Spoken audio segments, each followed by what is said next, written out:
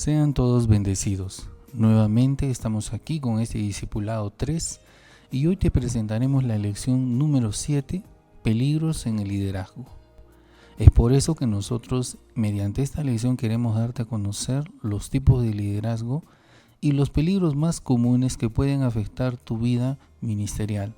Además queremos animarte a usar siempre la Biblia para que tú salgas victorioso en cualquier circunstancia. Si leemos en 1 Timoteo 6:12, nos dice: pelea la buena batalla de la fe en esta tierra, echa mano de la vida eterna, lo que viene para nosotros, a lo cual fuimos llamados y delante de muchos testigos declaramos la buena confesión. O sea, nosotros ya hemos declarado nuestra confesión para ser salvos. Nosotros ya aceptamos a Jesús, por lo cual tenemos que luchar en esta tierra una batalla que es la batalla de la fe, no una batalla física donde se derrama sangre, ¿verdad? Sino una batalla de fe, porque las circunstancias van a luchar contra ti para que tú dudes y te olvides de Dios. Pero aquí te invita a que tú seas firme, constante y permanezcas fiel, creyendo de que Él vendrá por nosotros en un tiempo que está muy cercano. Liderar es servir. Lo hemos visto como el primer ejemplo y el mejor de los ejemplos a nuestro Señor Jesucristo. Si leemos en Mateo 20:28 nos dice: así como el Hijo del Hombre no vino para ser servido, sino para servir y dar su vida en rescate por muchos. No solamente servir, sino dar la vida. Aprender de esto es algo maravilloso. Es bien difícil que algunos sigan estos pasos, pero podemos llegar a ello si nos proponemos y si tomamos la decisión, y además si entendemos que servir a Dios es nada comparado del todo el servicio que Él hizo por nosotros y por nuestras vidas. Los tipos de liderazgo. Existen varios tipos de liderazgo. Aquí tenemos una imagen donde Mahatma Gandhi dice estas palabras: uno debe ser tan humilde como el polvo para poder descubrir la verdad. Sabemos que es una frase que no es bíblica, pero sin embargo tiene buen concepto de la vida en cuanto a hacer lo correcto. Primero es por la posición. Es cuando alguien logró posición por algún título o profesión y la gente lo sigue porque tiene reconocimiento. Quiere decir que cuando uno ejerce un liderazgo también puede ser por posición. O sea, solamente la gente te sigue porque tienes tu muro lleno de títulos universitarios, ¿verdad? Por producción. Es cuando de repente no tienes una profesión, pero sin embargo tienes los recursos para hacer cosas buenas y la gente te sigue por gratitud. Entonces, no es tanto por ti, sino por lo que se sienten endeudados a las cosas que tú hayas hecho por ellos. El otro tipo de liderazgo es por desarrollo humano. Es cuando logras formar y ayudar a otras personas y además te siguen por lo que hiciste por ellos.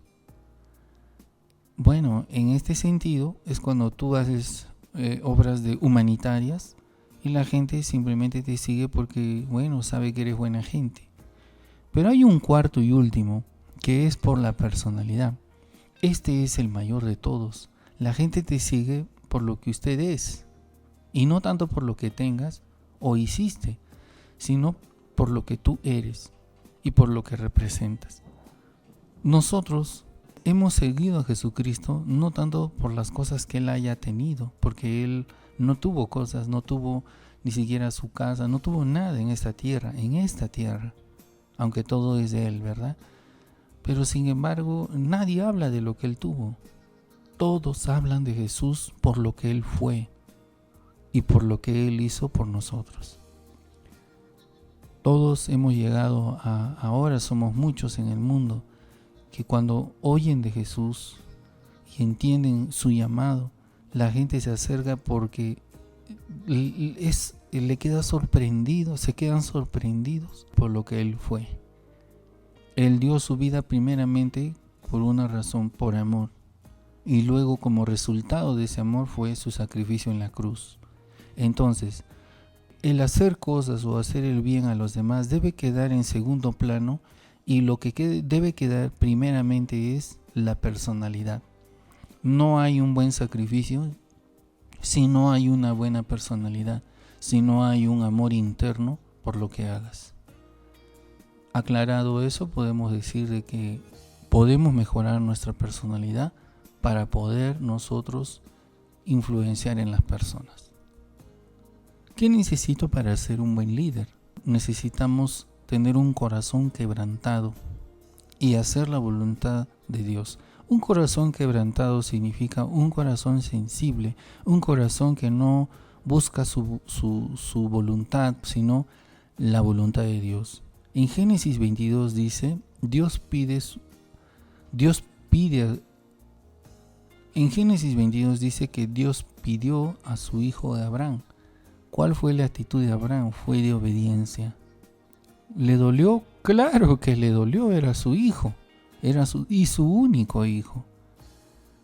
Le dolió, pero él voluntariamente lo hizo por obediencia a Dios, por amor a Dios. ¿Cómo cree usted que hablando de esta situación, cómo cree que se haya sentido Dios el Padre de entregar a su Hijo Jesucristo para ser asesinado por nosotros? Digo nosotros porque aunque yo no haya estado ahí, yo lo asesiné con mis pecados.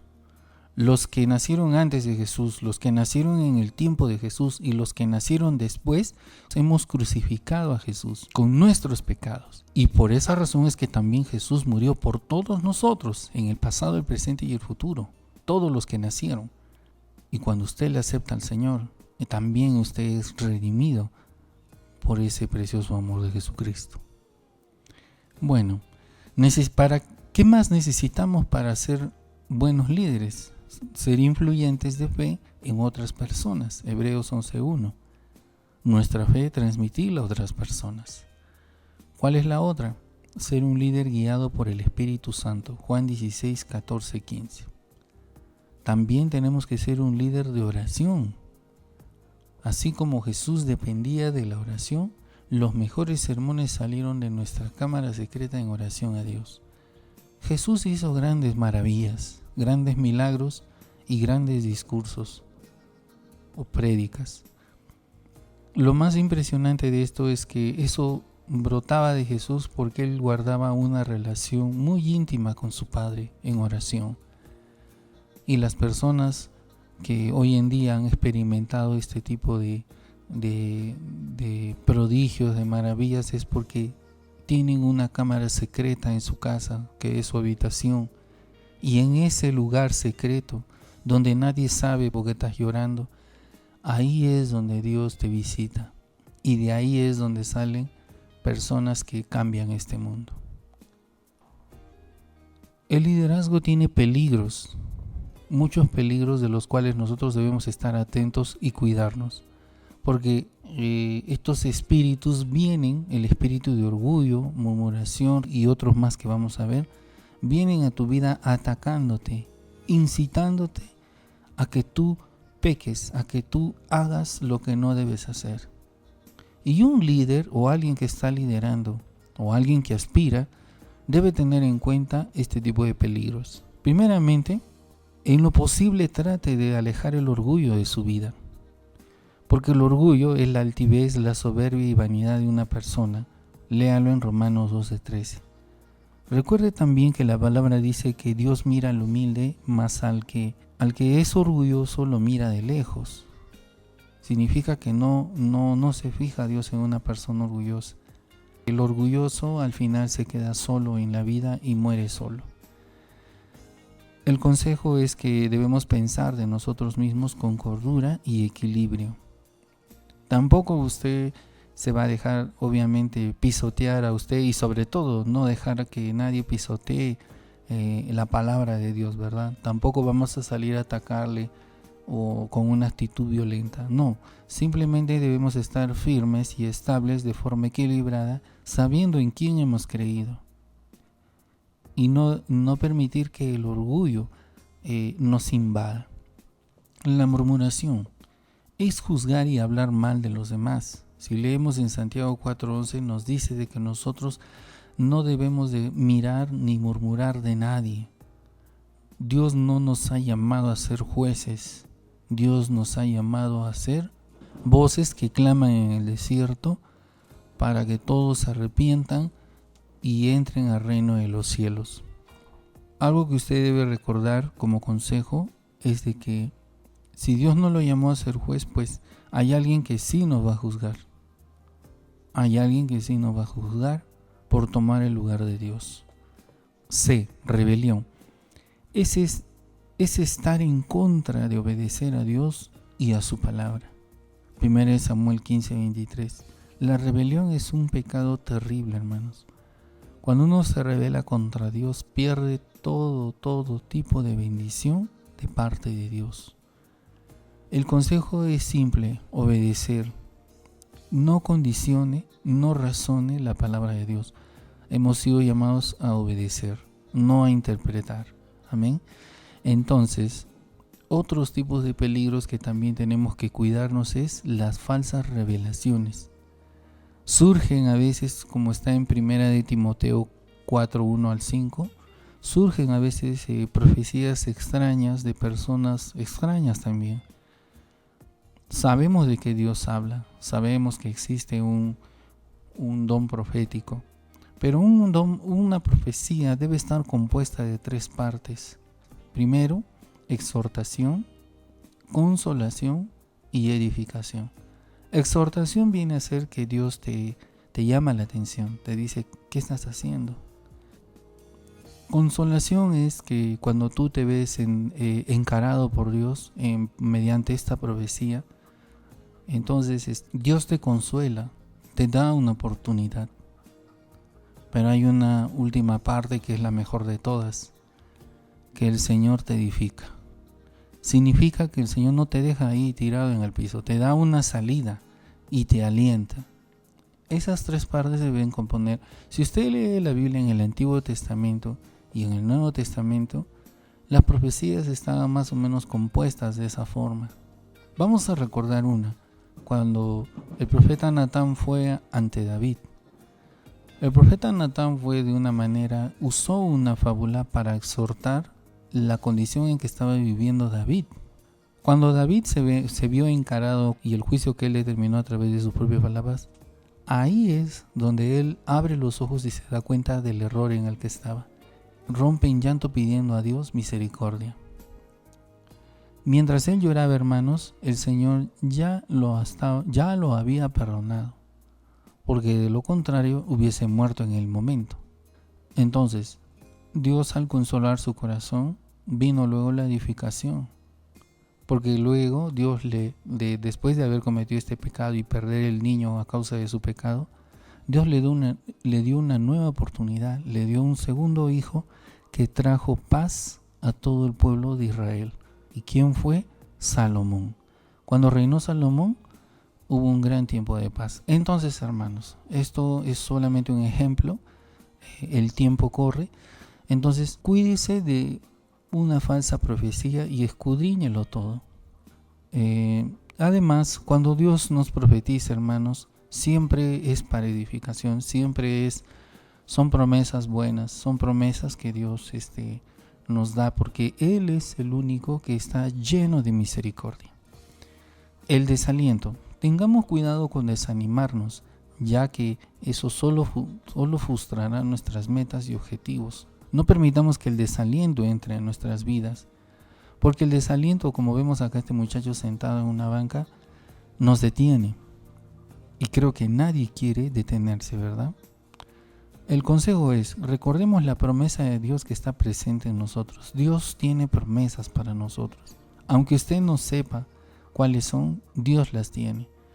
Dios nos llama a confiar en Él. Desde que usted entregó su vida a Cristo para ser salvo y usted ahora es hijo de Dios, es cristiano, Él se encarga de su vida. Él se encargará de todo lo que usted haga y todo lo que usted planifique. Él se encargará de abrirle las puertas y de cerrarle las puertas donde usted no debe ir. F. Negligencia. Tenemos que cuidarnos de ser exageradamente descuidados, ¿verdad? Negligente es alguien que es distraído o descuidado. Tenemos que tener una actitud responsable, hermanos, con respecto a todo lo que hagamos, aún con nuestra propia vida. Leamos en Proverbios 10, 4 y 5. El consejo es ser diligente y cuidadoso. Por ejemplo, aunque seamos cristianos, hermanos, no crucemos una pista agarrando el celular o contando monedas, porque corremos el riesgo, pese a que Dios nos guarde y nos cuida, corremos el riesgo, hermanos, de sufrir un accidente por ser distraídos. El hecho de que yo confíe que mi vida esté en las manos de Dios no quiere decir que voy a ser descuidado, ¿verdad? Quizás no mueras, pero puedes quedar paralítico, y ese no era el plan de Dios, simplemente fue resultado de tu negligencia. Sea cuidadoso aún cuando anda con sus hijos por la calle. Entonces es muy importante, hermanos, todas estas cosas, porque créame, cuando a veces nos descuidamos y somos negligentes, nos desalentamos y a veces aceptamos falsas revelaciones, todo esto hace correr riesgo de que nuestro liderazgo pierda equilibrio. Tengamos mucho cuidado. Otro de los peligros que hay dentro del liderazgo es la envidia. La envidia es un pecado que, al igual que los otros, es pecado ante Dios, pero es un pecado que es muy degradable, ya que cuando usted empieza a envidiar a una persona, usted se está llenando de un veneno que destruye su interior, un veneno que le hace ver que porque usted tiene menos y el otro más, ¿verdad? Y eso lo va consumiendo, lo lleva a tomar decisiones muy tristes. Por ejemplo, Caín envidiaba mucho a Abel porque la ofrenda de Abel era agradable a los ojos de Dios, mientras que la ofrenda de Caín no era de su agrado. Es por eso que él termina matando, solo por envidia, termina matando a su propio hermano. Eso es algo que cuesta aceptar que alguien haría, ¿verdad?, dentro de la familia, pero hoy en día, hermanos, la maldad se ha multiplicado y su palabra dice que en los últimos días la maldad se multiplicará antes de que llegue la venida de Cristo. Y eso está pasando hoy en día. Así que usted cuídese de la envidia y de otros pecados o sentimientos que tengan relación con la envidia. El consejo es: gózate del éxito de tu prójimo como si fueran los tuyos propios. Pero es difícil, claro que es difícil, pero puedes hacerlo con la ayuda de Dios. La codicia, no dije que la codicia y la ambición sea un estorbo en su vida. Esto lo distraerá del propósito de liderazgo o del propósito de Dios, según Isaías 57, 17 al 19. Tengamos un genuino arrepentimiento y además seamos sencillos y agradecidos en lo que Dios nos ha dado. El temor. No permita que el temor bloquee y hiera su corazón. Esto detiene su llamado. Claro, el temor nos detiene porque por el temor a veces no avanzamos. No damos ese paso de fe y podemos estar años así y hasta incluso podemos llegar a la vejez y estamos deteniendo el propósito de Dios que tiene en nuestras vidas. No esperemos irnos a la tumba con ese sueño que pudimos hacer y no lo logramos hacer. Si leemos en Proverbios 29, 25 y 2 Timoteo 1:7, ahí vamos a entender, hermanos, que nosotros debemos echar fuera todo temor para poder desarrollar nuestras vidas y el propósito de Dios para con nosotros. El consejo es: rechace el temor y ejerza comunión con el poder del Espíritu Santo. Pídale ayuda y dígale: dame las fuerzas para seguir adelante y ejecutar las decisiones que he tomado. La conclusión de esta lección es que tenemos que recordar que su liderazgo ministerial tendrá muchos ataques, muchos riesgos, muchos peligros, muchas situaciones difíciles, pero quiero que sepa que Dios le ayudará en todo momento de su vida. Y aquí le dejo un verso que está en 1 Juan 4:4. Hijitos, así te habla papá, nuestro Dios, te dice hijitos, en el caso de las hermanas, hijitas. Hijitos e hijitas, dice así: vosotros procedéis de Dios y los habéis vencido, pues mayor es el que está en vosotros que el que está en el mundo. Nunca Satanás va a tener más poder que Dios. Quiero que usted grabe bien eso en su corazón y en su mente. Mayor es Dios que está en tu vida que el que está en el mundo. Nunca permitas que Satanás te haga creer que tú no puedes, porque tú todo lo puedes en Cristo Jesús, Señor nuestro. Yo quiero que con esta palabra tú seas bendecido y no permitas, como te dije nuevamente, que Satanás te ataque en tus pensamientos y te haga pensar que tú no tienes un propósito en esta tierra, que tu ministerio y tu liderazgo no sirven, que toda tu vida incluso no es útil. No permitas que Él te diga eso. Tú tienes que saber de que Dios tiene un plan contigo. Tienes que saber que tú eres útil para Dios. Tienes que saber que tú eres especial para Dios.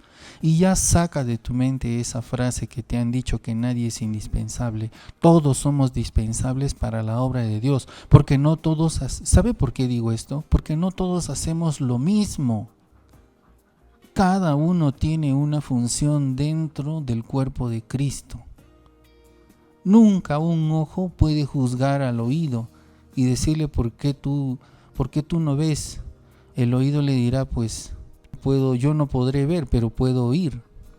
Entonces, hermanos, ya basta de que entre nosotros nos estemos minimizando, dándonos a entender que no somos útiles para Dios. Cuando existe celo de un líder hacia otro líder, utiliza esos términos de nadie es indispensable. Pero también cuídese del orgullo para evitar que usted es el único y que sin usted Dios no puede hacer nada. Eso sí es falso. Cuídese de eso. Cuídese del orgullo. Usted es tan útil para Dios como cualquiera de las personas que Dios ha llamado a servirle.